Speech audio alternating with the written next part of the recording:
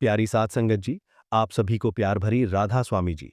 संगत जी, आज का यह विषय उन सभी परिवारों के लिए है जहां महंगे सोफे, मखमली कालीन और नक्काशीदार दीवारें तो हैं, पर रूह का सुकून कहीं खो गया है।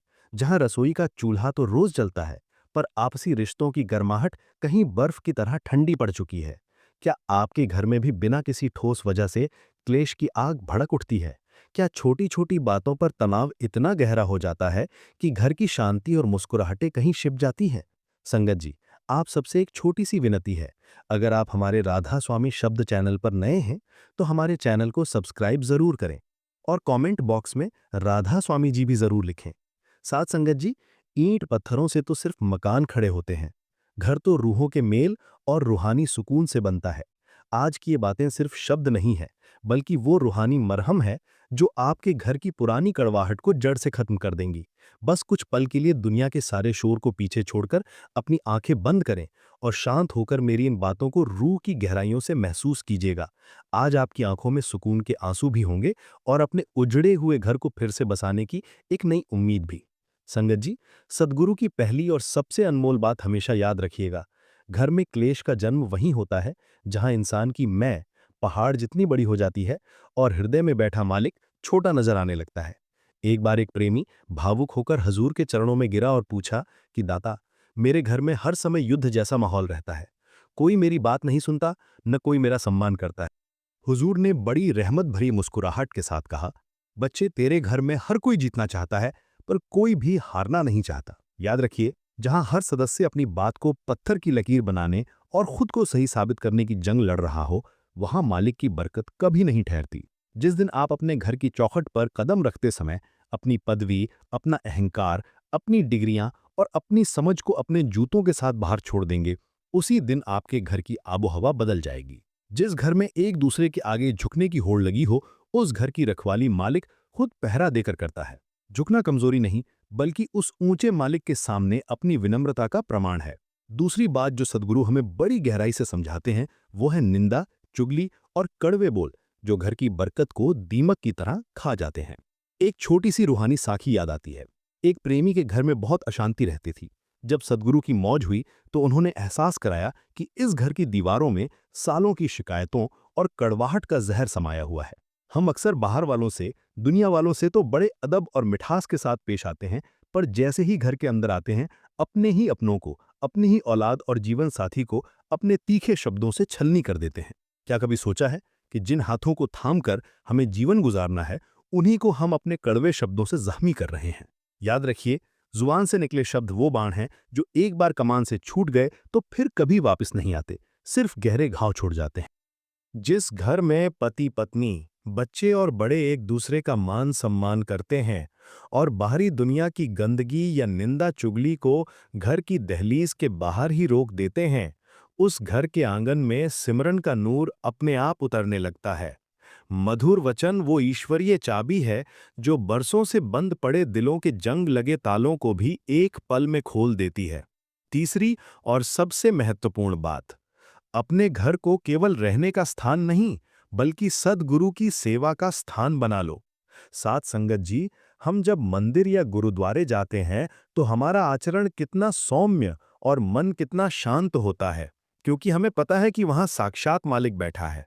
पर क्या हमने कभी एकांत में बैठकर यह सोचा है कि हमारे घर के हर सदस्य के भीतर भी तो उसी मालिक की जोत जल रही है?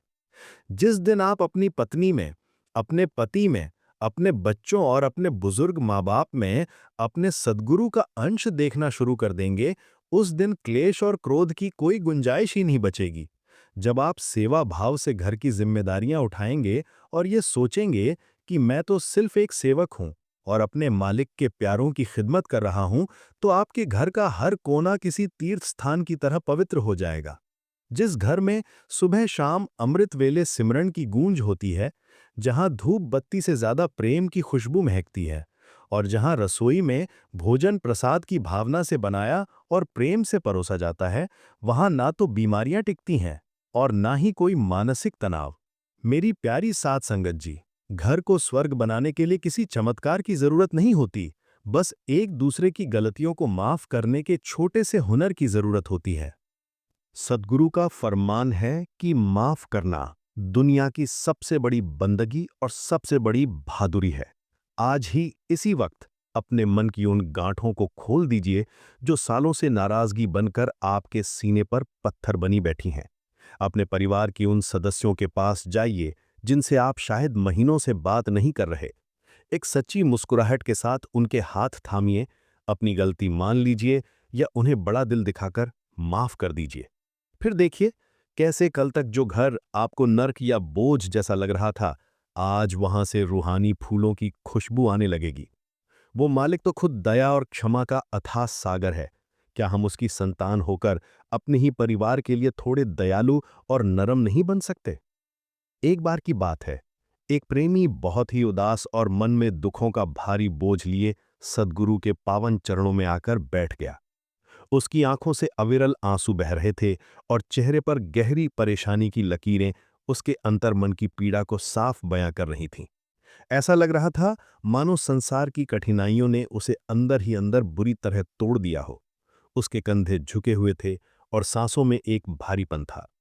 उसने कांपते हुए हाथ जोड़कर सिसकते हुए बड़ी ही दीनता से विनती की, मेरे दाता, मैं बहुत दुखी हूं। मेरा हृदय हर पल अंगारों पर जल रहा है। घर में पत्नी के साथ हर रोज छोटी छोटी बातों पर कलह और क्लेश की आग भड़कती है। मैं उसे बहुत समझाता हूं, उसे सही राह दिखाने की पूरी कोशिश करता हूं, पर वह मेरी एक नहीं सुनती। घर का सुकून पूरी तरह छिन चुका है और वहां का माहौल अब जहर जैसा कड़वा हो गया है। शांति तो जैसे कोसों दूर चली गई है दाता। मुझे कुछ समझ नहीं आता कि मैं क्या करूं, कहाँ जाऊं। मेरी बुद्धि काम नहीं कर रही, बस चारों तरफ अंधेरा ही अंधेरा नजर आता है। सद्गुरु ने उसकी ये करुण व्यथा बड़े प्रेम और असीम धीरज से सुनी। उनके चेहरे पर वही रूहानी नूर, अटूट दया और असीम सुकून था जो भटकती रूहों को किनारा देता है। उन्होंने मुस्कुराते हुए पास खड़े एक सेवादार को इशारा किया और पानी का एक साफ कांच का गिलास मंगवाया। फिर उन्होंने अपने कर कमलों से एक मुट्ठी भरकर साधारण नमक लिया और उस गिलास में डाल दिया। सद्गुरु ने प्रेमी की ओर वो गिलास बढ़ाते हुए बड़े ही शांत और गंभीर स्वर में पूछा, मेरे बच्चे, जरा इसे चखकर बताओ, क्या ये पानी पिया जा सकता है? इसका स्वाद तुम्हें कैसा लग रहा है? प्रेमी ने जैसे ही उस पानी का एक घूंट भरा, उसने तुरंत कड़वाहट के मारे अपना चेहरा सिकोड़ लिया। उसकी आंखों में पानी आ गया और वो रुआंसा होकर बोला, नहीं दाता, ये तो बहुत कड़वा और खारा है।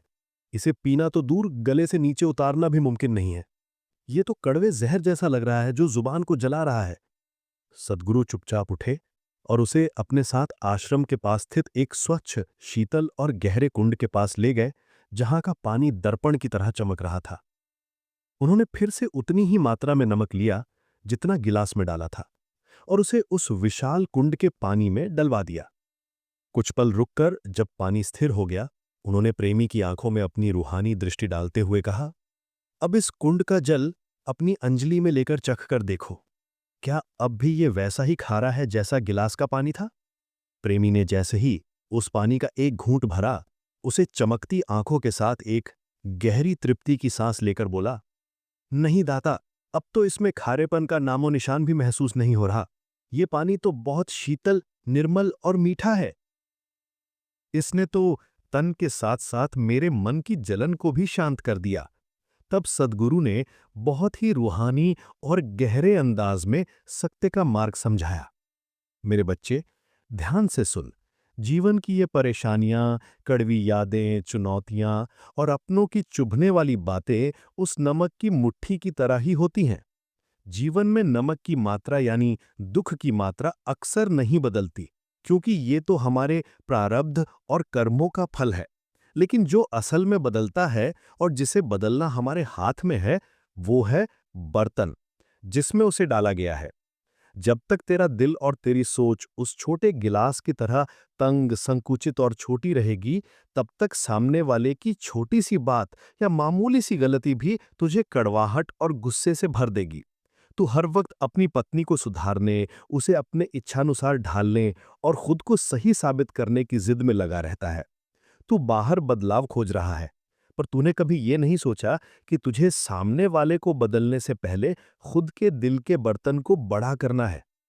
उन्होंने प्रेमी के सिर पर अपना ममतामयी हाथ रखते हुए आगे बड़े प्यार से कहा, जब मन में मैं का भाव, अहंकार और अपेक्षाएं पर्वत की तरह बड़ी होती हैं, तो घर का वातावरण हमेशा खारा और तनावपूर्ण बना रहता है।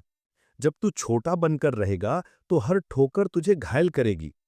लेकिन जिस दिन तू अपने दिल को एक विशाल समुद्र की तरह गहरा और बड़ा बना लेगा, उस दिन दुनिया भर की कड़वाहट, दूसरों के ताने और अपनों की बुराइयां भी उस विशाल प्रेम में मिलकर विलुप्त हो जाएंगी और तेरा आंतरिक सुकून कभी भंग नहीं होगा।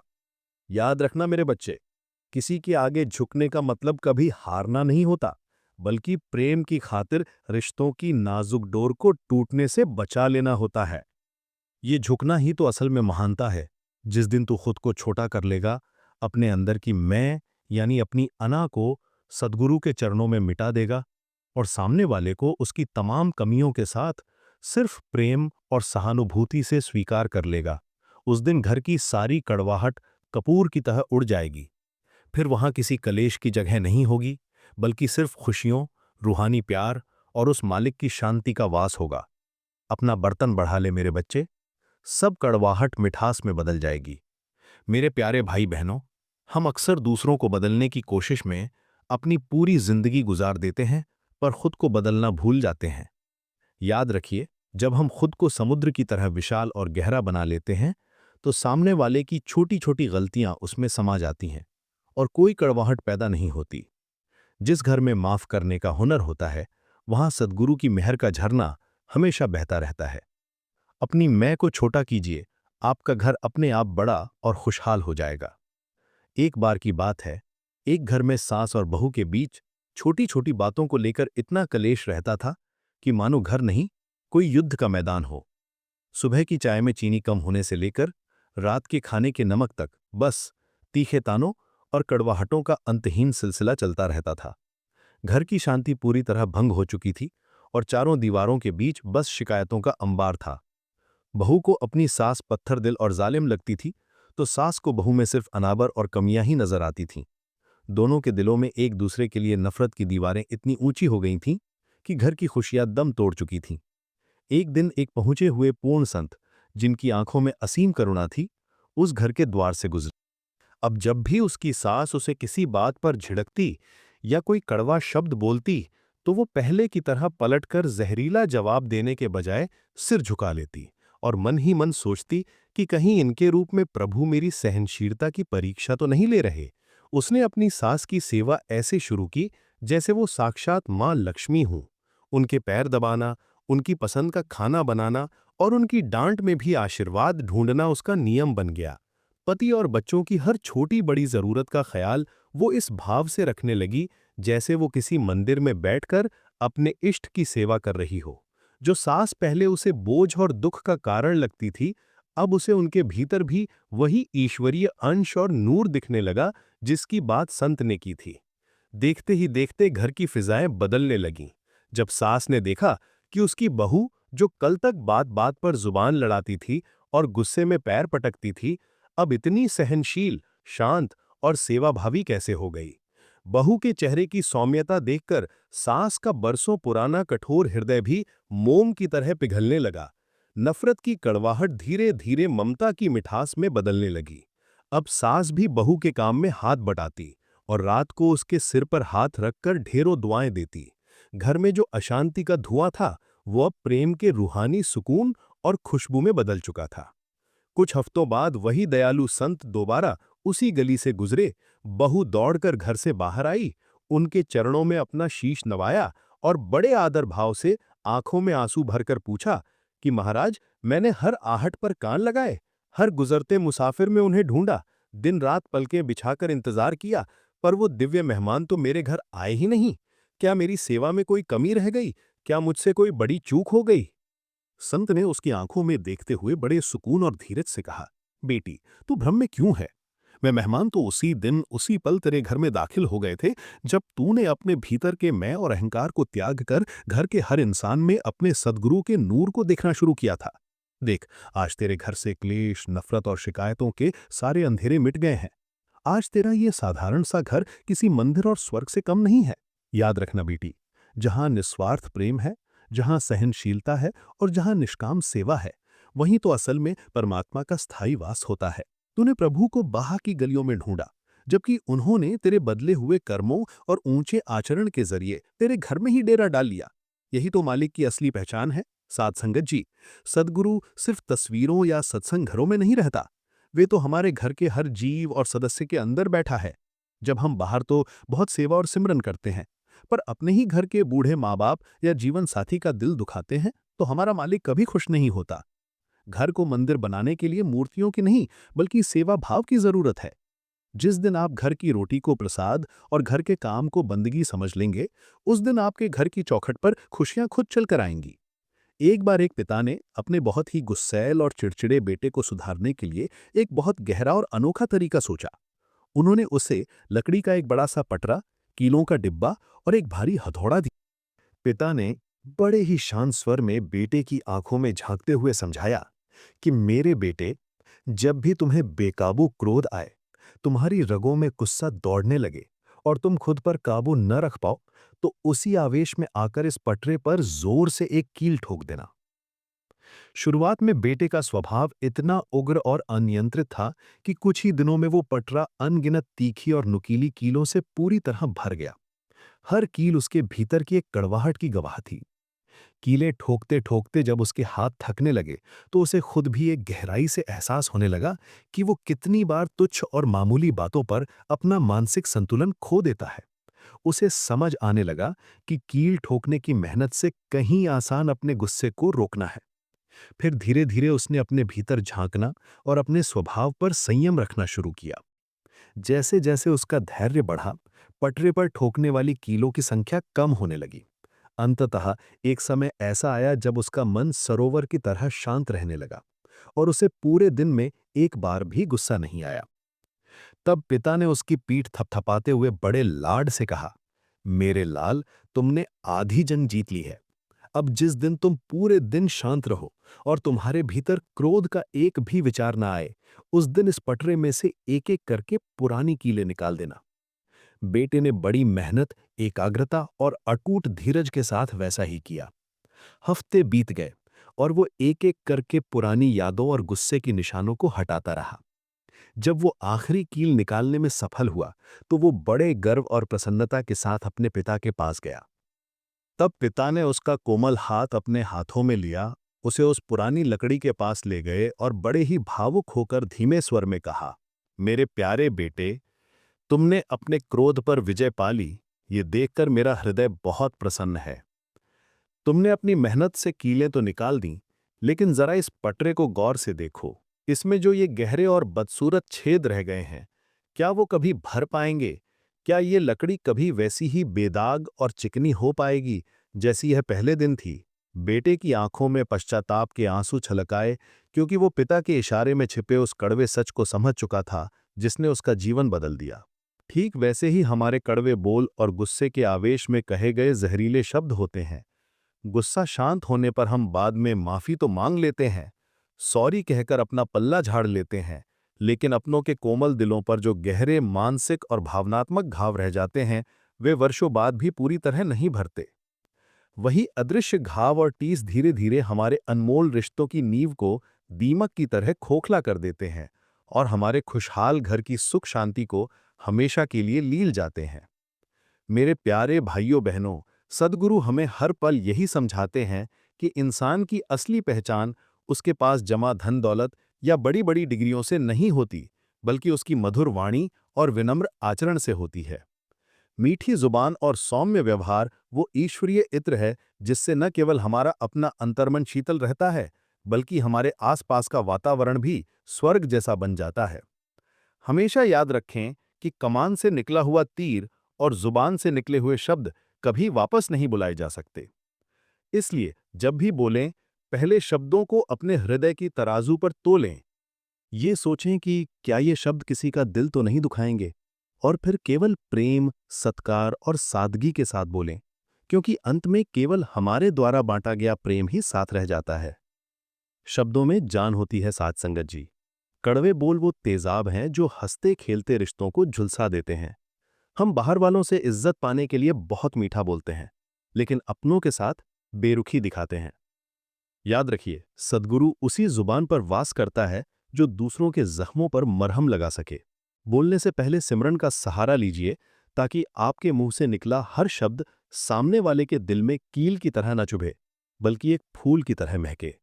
मेरी प्यारी साथ संगत जी, उम्मीद है कि आज की इन रूहानी और बेहद सच्ची बातों ने आपके बोझिल मन के बोझ को थोड़ा कम किया होगा और आपके भीतर उस परमपिता परमात्मा के प्रेम का एक नया दिया जलाया होगा। अक्सर हम दुनिया की भीड़ में खोकर खुद को अकेला महसूस करने लगते हैं, लेकिन याद रखिए, वो कुल मालिक हमेशा हमारे अंग संग है। अगर आज आपको रत्ती भर भी ये महसूस हुआ है कि आपके घर का आंगन फिर से खुशियों, बरकत और सुकून की खुशबू से महक सकता है, तो राधा स्वामी शब्द चैनल को सब्सक्राइब करके इस रूहानी परिवार का हिस्सा बने और भक्ति के इस पावन मार्ग से जुड़े। इस वीडियो को केवल एक संदेश ना समझें, इसे अपने परिवार के हर उस सदस्य के साथ साझा करें जिससे आप प्रेम करते हैं, क्योंकि क्या पता आपकी ये एक छोटी सी नेक पहल किसी टूटते हुए रिश्ते को बचा ले, किसी मायूस चेहरे पर मुस्कान ले आए या किसी का उजड़ा हुआ संसार फिर से बस जाए। वीडियो को लाइक जरूर करें और अपनी रूह की गहराइयों से निकली पुकार के साथ कमेंट बॉक्स में राधा स्वामी जी, मेरे घर परिवार पर अपनी दया मेहर का हाथ रखना लिखकर अपनी अरदास उस सच्चे मालिक के चरणों तक पहुंचाएं। जाते जाते एक बात हमेशा याद रखिएगा, ये दुनिया तब तक नहीं बदलेगी जब तक आप अपनी सोच और अपने व्यवहार को नहीं बदलेंगे। जब आप अपने भीतर प्रेम और सब्र पैदा कर लेंगे, तो आपका घर और आपकी पूरी दुनिया खुद ब खुद जन्नत बन जाएगी। उस मालिक की रजा में रहना सीखें, सब मंगल होगा। शुक्राना, राधा स्वामी जी।